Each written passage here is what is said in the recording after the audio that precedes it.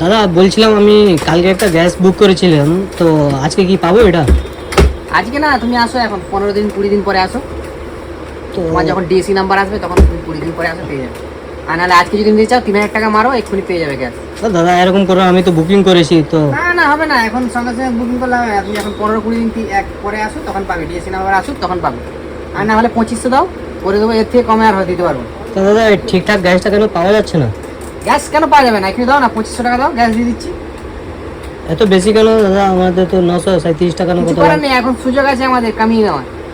এরকম করলে গরিবরা কি করবে বলো তো? গরিবরা কিছু করার নেই, গরিব বাড়ি চলে যাও। এখন গ্রামের বাড়ি থাকলে গ্রামের বাড়িতে চলে যাও, কলকাতায় থাকতে হবে না। অনেক ছেলে তো চলে যাচ্ছে গ্রামে গ্যাসের জন্য, এত দাম বাড়িয়ে দিয়েছে, কি করে খাবে সবাই- রান্না করে? অনেক ছেলে যখন চলে যায়, তুমি আছো কিসের জন্য? তুমি চলে যাও, নাহলে 2500 টাকা দাও, গ্যাস পেয়ে যাবে। দাদা, এরকম কিন্তু বলতে পারো না তুমি।